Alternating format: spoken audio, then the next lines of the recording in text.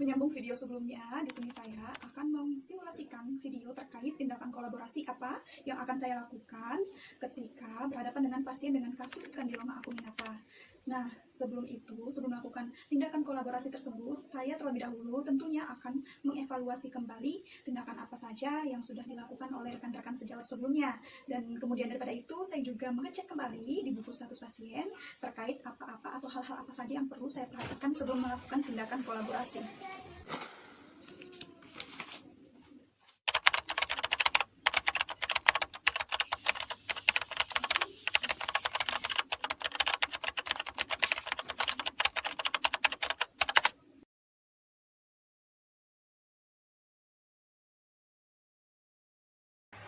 Halo, Assalamualaikum dok. Mohon maaf mengganggu sebelumnya, apa benar ini dengan Dr. Adharia? Maaf dok, perkenalkan saya Narsi Nurhaliza Wulandani dari ruang perawatan infeksi Rumah Sakit Wahidin Sudirohusodo. Ingin melaporkan keadaan pasien bernama Tuan F. Baik dok, saya lanjutkan laporannya.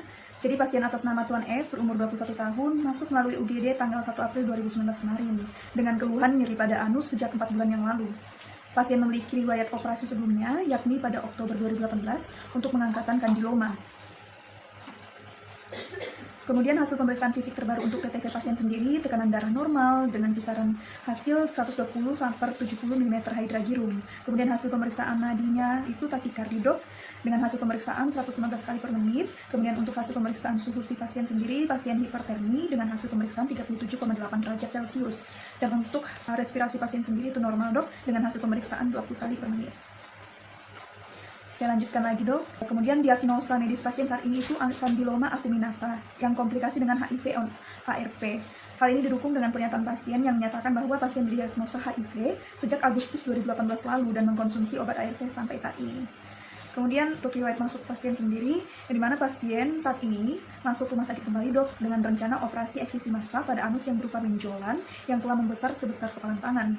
Kemudian pasien mengeluh bahwa nyerinya ini memberat setelah BAB dan BAB keluar disertai dengan darah.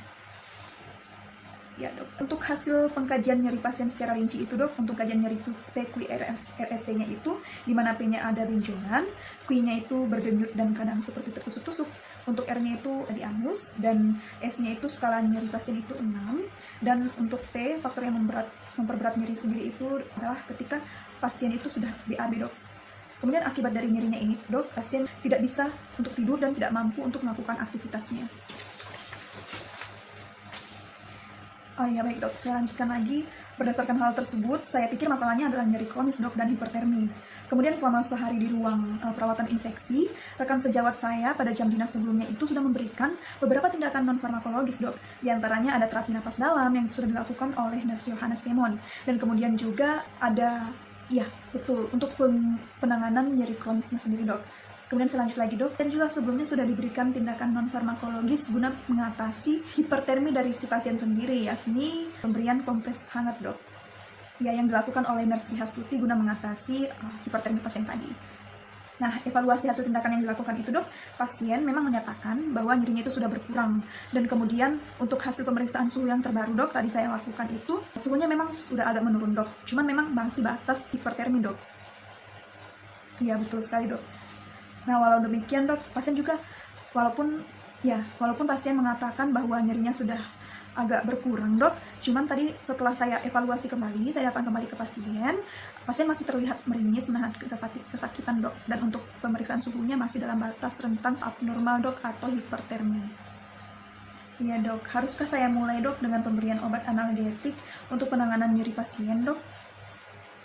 Iya, dan untuk penanganan hiperterminya sendiri, haruskah saya mulai dengan pemberian obat antipiretik? Dan bagaimana kelanjutan untuk pemberian cairan IV ke pasien sendiri dok? Karena sebelumnya sudah terpasang IV dok. Baik dok.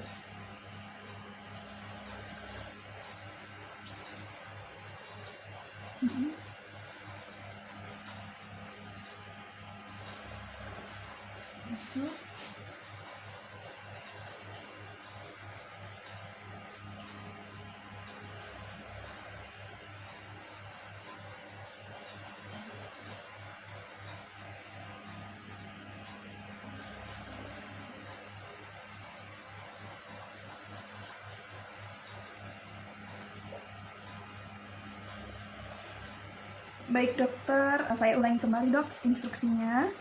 Jadi untuk pemberian terapi non-farmakologis tetap dilanjutkan, pemberian cairan IV atau intravenanya juga tetap dilanjutkan selama 3 hari, lalu akan dievaluasi kembali setelah 3 hari. Kemudian pemberian obat ketorolac 30 mg per 8 jam melalui intravena guna penanganan keluhan nyeri kronis pasien.